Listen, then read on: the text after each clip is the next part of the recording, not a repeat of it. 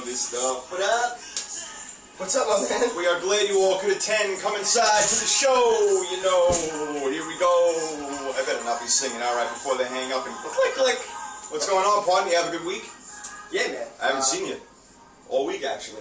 Has it been a week? It's been an entire week, and the people are wanting more from the Golden One, man. Where you been?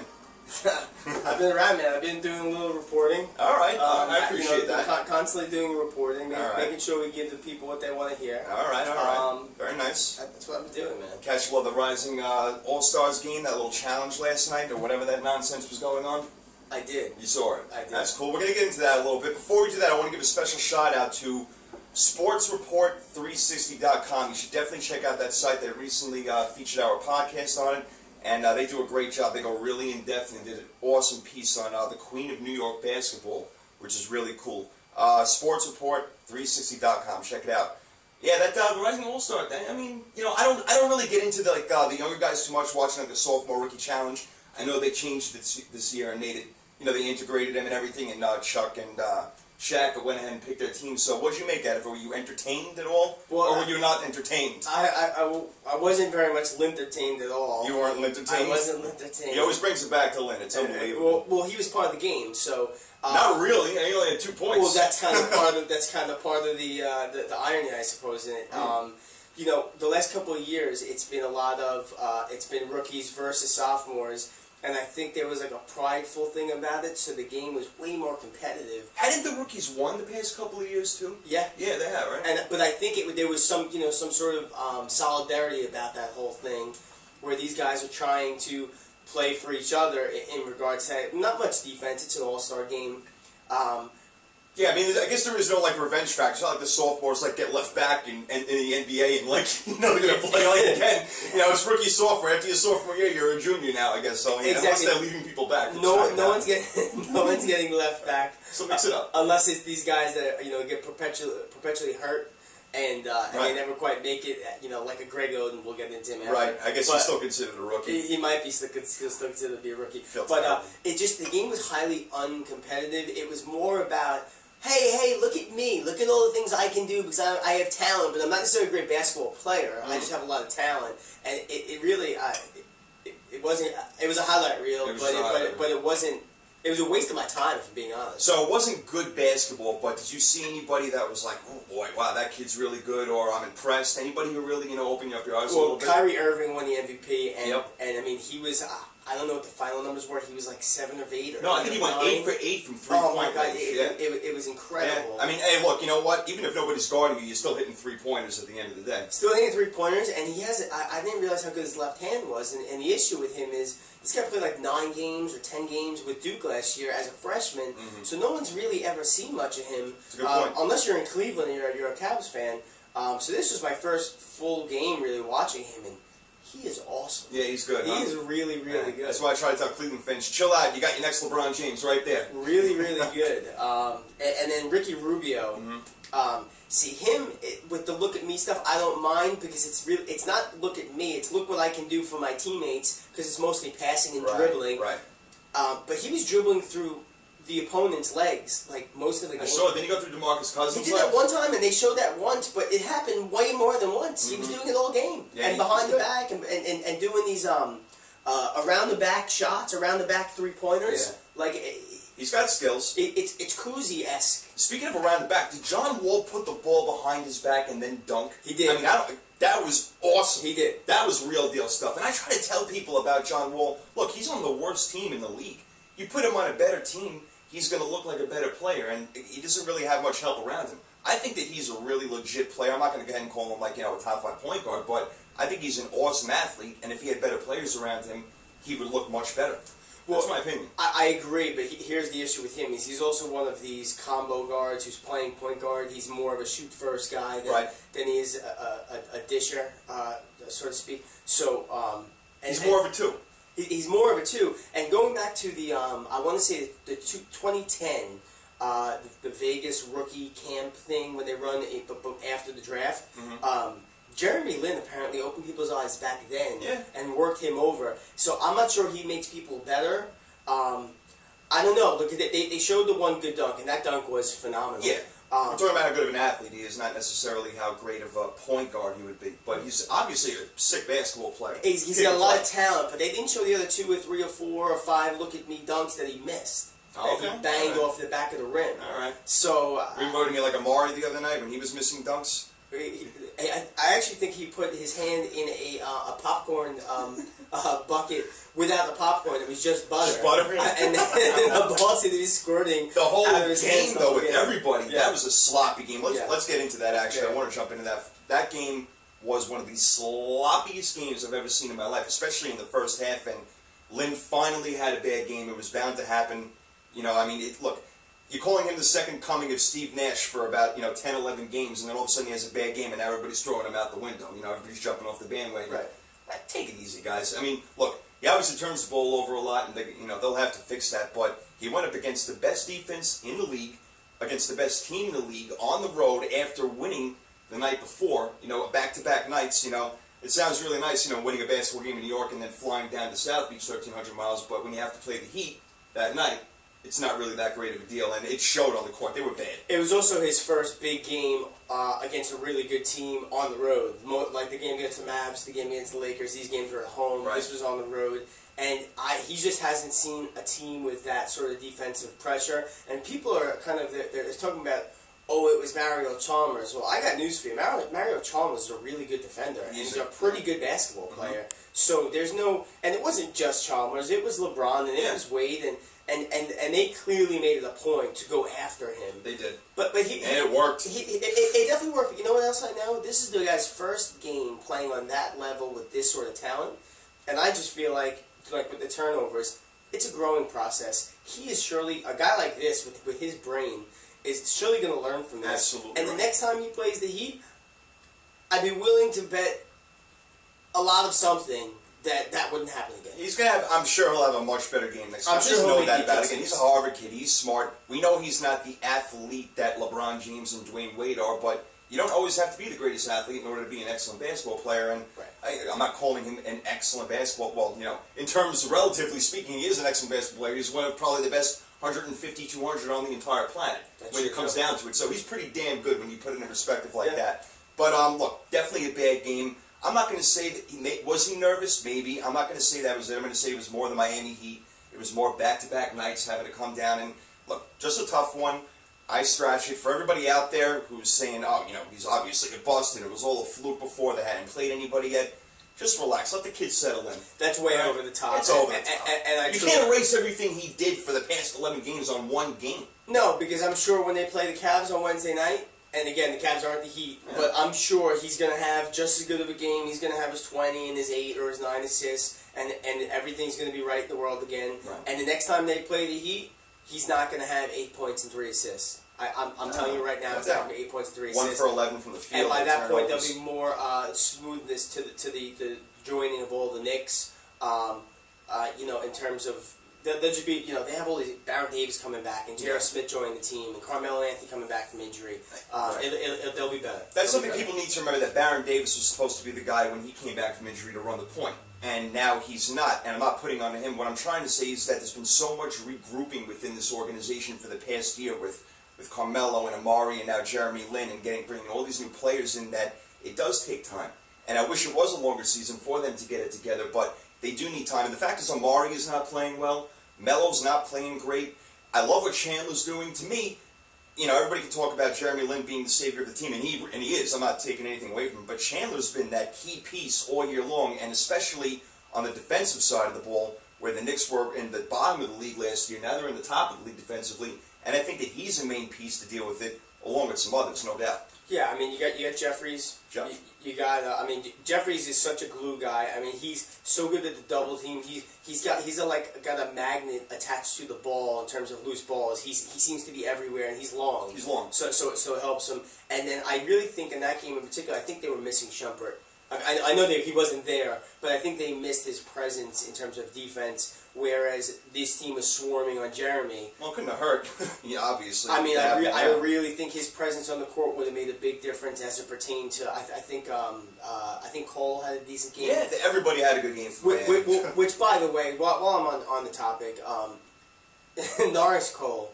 I've never seen anything that ridiculous in my entire life, where he almost significantly ended his career dunking a ball. And I never had such a hard laugh and a gasp of breath. At the, remember what happened to Andrew Bogut before the playoffs a couple years ago? He just fell flat. Yeah, that's scary. He broke both his wrists. Yeah, when I thought he was going to be in a body cast. God forbid. That's scary when they're flying in there full force and they dunk it and then their legs kick out from under them. Oh yeah. Woo! Very scary. But the Cole thing was him just hanging on the rim trying to showboat, and he obviously paid for it. He popped up, but he had to be in pain. And I got one question for you. All the people that are talking about how Jeremy Lin fell on his face that game and was overwhelmed and all this. How did Baron Davis do in that game? 0 for 7, right? 0 for 7 in that game. I don't think he had a point. Nope. I no mean, points. I think he had a few turnovers himself. Played about 14 minutes, didn't score one damn And point. I know he's just coming back, but I mean, sloppy. He's better than that. I see him going under the rim. He looks, he like drives and penetrates, and then he just turns it over. He's got nowhere to go. And when he goes up with it, when he drives, it's not the shots aren't even close if they even get to the rim because they're getting blocked half the time. It was ugly all the way around, and to just point the finger at Jeremy Lin would not be the right way to go. The Knicks got a lot of stuff to figure out. Again, they're still trying to get back together, Shumpert and everything. I'm not the biggest fan of Novak. He can sit out there and hit his threes sometimes and everything. I know people love him, and when he did that, look, it really rubbed me the wrong way when he did that championship. You know why he did it, though? I don't care why he did it. Go ahead and give me the explanation why he did it, but he should never do that. He's a Wisconsin kid. I don't care. He grew up in Wisconsin. There's a lot of people that live in Wisconsin. And it's actually an homage to Aaron Rodgers. He did it because of Aaron Rodgers. I'm sure, but he shouldn't be doing. Somebody should break his wrists for the next time he does that. But here's what I have to say about Aaron Rodgers. I don't mean that literally. Double, not literally, of course. But with the double check discount, how's that looking these days? Giants, Packers, So you might want to double check that again. But in any case, I mean, this guy's been lighting it up. Novak has been lighting it up. He's got his right. Look, he can get on. When you're a 3-point shooter, you're either really hot or really cold. Right. That's the way it works. You're never in between. So look, the Knicks have pieces and they do have depth on the bench, no doubt. Like they have the starting five, and then you bring you got Jeffries and Shumpert and JR. JR. Which he's playing well, huh? I want to just take a moment, and obviously it's way too early to assume anything, but. And I am still skeptical, but so far, and because I was the one, I'm saying, I'm a little worried about what happens with him. He could be a detriment to the team camaraderie. So far, so good, man. He's been really good so far. He's been nice. He looks like he wants to be there. I thought too. He looks like he wants to be there. He's buying in like I thought and hoped he would. So far, so good. Let's not, prognosticate, down the line and everything. But look, the Knicks are going to be in the playoffs. It's a matter of can they get past the 7th or 8th seed, because if they have to play Chicago or Miami in the first round, they're one and done. If they can get 5 or 6 and go up against an Orlando, Atlanta, Boston, whatever, something like that. Well, Boston won't be that high, but you get my point. As long as they don't play Miami or Chicago in the first round, the Knicks, I'm sure, will get out of the first round and then hopefully develop chemistry down the road. Well, let me ask you: if they get out of the first round because they're in some seed above the 6th, I suppose, and they end up playing the Bulls or the Heat.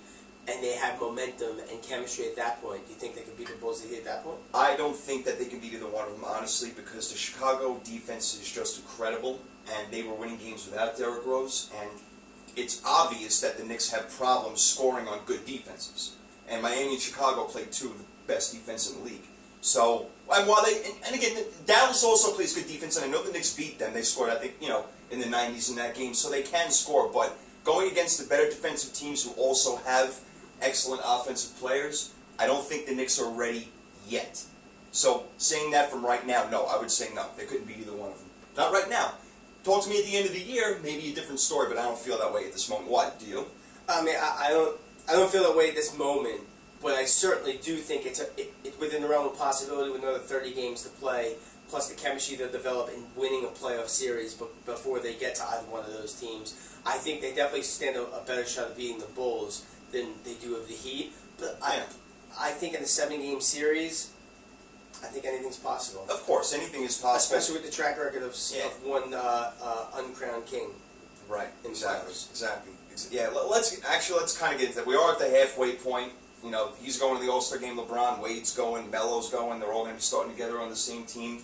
Heat got the best record in the Eastern Conference. Oklahoma City's got the best record in the Western Conference. They got two of the best players in the NBA. Do you think either one of those guys, I'm talking about Kevin Durant and LeBron James, are the MVP at this moment? Well, I think you got a three-legged race. I think you got the two of them, and I think you got to consider Chris Paul, based on the move over there has clearly made a difference. That team is to be contended with at this point. No question. But I'm still gonna. I look at it this way. As far as the Heat go, I liken the Heat on some level to the Yankees, where a lot of times the Yankees aren't winning an MVP because they have guys taking votes away from each other. Right. And I believe if you take LeBron off that team, I still think it's a really good team because I personally think that Dwayne Wade's probably the best player on that team.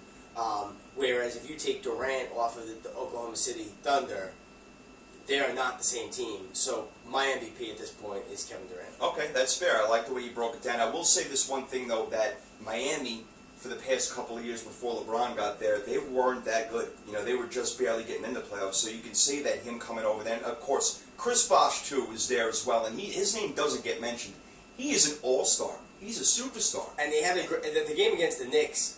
He's so efficient. He did everything. So he's got a great outside shot, and he shoots well from the free throw line. And you know, it's just a shame in that respect that he gets overlooked so much because of Wade and LeBron. He's so good, Bosh. And that also plays into my point, though. Is, I mean, you take LeBron off the team, and you're still sitting there with Bosh and Wade and Chalmers and Miller and all these other guys. I still think that they are one of the best teams out there. And that's not to take anything away from LeBron, obviously. Obviously, he has a big reason to do it, why they're so good. I just think that him and Wade are on some level taking votes away from each other, and I don't think that situation applies to Westbrook and Durant. Shaq and Kobe kind of did the same thing when they were in LA. Neither one of them could really win the MVP because Kobe's got one MVP. Kobe's got one, and it came after Shaq was gone. That's a joke. Right. That's a total joke. Kobe Bryant. I hear you, but you're right. Those are the reasons why those guys don't win. Like you said, Yankees are a perfect example. Who are you going to give it to? Teixeira, A-Rod? You know, it's impossible. So yeah, it's tough. Jeter. Come on. I know he had a good year last year, but MVP. And the year that Morneau, at the year Morneau won it, that 4 years now. That was Jeter's MVP, though. They gave it to the wrong guy. He's got enough accolades. We're going to get into baseball. All right, Jeter. They gave it to the wrong guy. I'm going to have a really rough baseball season. I really am. We're going to talk about baseball in a little while. I want to get into broad and stuff, but I want to wrap it up with the NBA first. A couple more things. First of all, I just wanted to tell you that the third guy you said, Chris Paul, that's my MVP because I think the numbers speak for themselves. The Clippers haven't made the playoffs since 1814.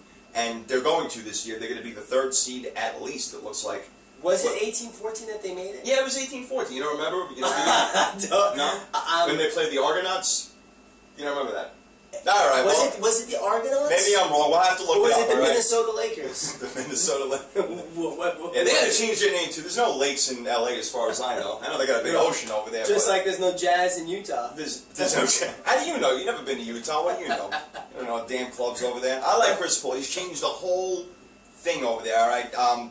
Like I say, third seed. He's making everybody better. You know, who knows DeAndre Jordan before this year? I mean, I do. Me and you do, but a lot of other people don't.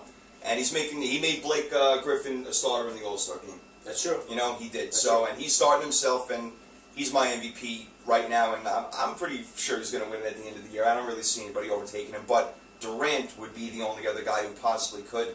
They're on fire. Westbrook and them score like crazy. They've been putting up some unbelievable points lately. Another big-time point scorer is Kobe Bryant. He's leading the league in scoring again this year. He's done it in the past. He's one of the all-time greatest, no doubt about it. But now you start talking about where does he fit in all-time.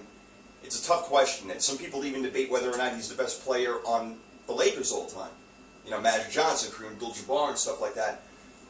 I've been getting into conversations lately with a few friends of mine and just some other people through Twitter and things like that, the accounts that they say if Kobe were to win his 6th ring, that you can not just start talking about him being better than Jordan, but he actually would be. I'll give you my opinion in a minute. I'd like to hear what you have to say about that. Let's say Kobe wins his 6th ring this year. He's the MVP. He leads the league in scoring, everything. He has a great year. Does he compare to Jordan? Does he compare? Does he compare? Is he better? Give me your thoughts about that, because it is endlessly interesting. He compares. He absolutely compares, and we joked about this last time in terms of the Lin and Nash thing with the brown paper bags over their heads. I mean, the mannerisms, the shot delivery, everything about Jordan and Kobe is virtually identical. That all said, I don't. Jordan's better than Kobe. No doubt. They do compare. It's worth a conversation, but at the end of the conversation, I'm never going to change my vote on that. And I would say that mainly because 3 of those championships have a direct result to do with the Big Daddy Diesel. Right, now think about when Shaq left. The Lakers were like a 7th seed in the playoffs for a few years running. They might have even missed one year. I think they actually missed one year. I'm going to check that. And I think but the Suns were they didn't even get out of the first round. The Suns were responsible. The Suns were a big team. So it wasn't until another big guy came there, or 2 more big guys came there, and Pau Gasol and Andrew Bynum, that they started winning again. Right. It goes back to my old story of Dwight Howard. Once he matches up with another superstar, they're going to win every championship from here until the end of time. So Kobe, in my opinion, doesn't compare to Jordan in that respect because he's always needed a big guy to win. Now, Michael Jordan never needed a big guy to win, and he beat all the big guys. He was a small guy, 6'6", in an era of big guys who had Akeem Olajuwon, David Robinson, Patrick Ewing, Shaquille O'Neal. Big dude.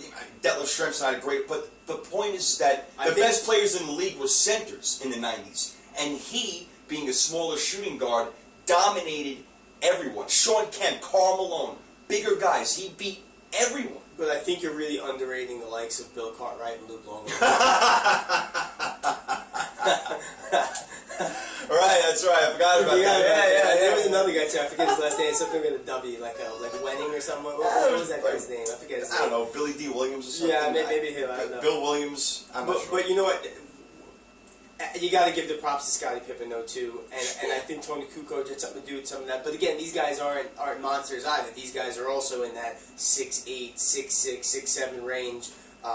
Definitely no dominant big man. No, and that's the thing. He beat all the big men. Yeah. Dominated Ewing, Shaquille, and Shaquille was again younger as Jordan was getting older. But Jordan won his 3 championships in a row, retired, came back a half a season. They lost to the Magic, but then after that 3 more championships. So it's basically the last 6 years. I don't count Washington years. I don't even remember those years, so don't even get into that. But basically the last 6 years that he gave to the NBA in full, he won the championship. And again, a small guy in an era of big men, and I've never seen anything like it. So for all those out there who want to say, the younger kids especially, who say, oh, Kobe's the best I've ever seen, he's better than Jordan if he gets 6 rings, just think about that aspect. Kobe needed a big guy. Jordan never did, and beat all the big guys.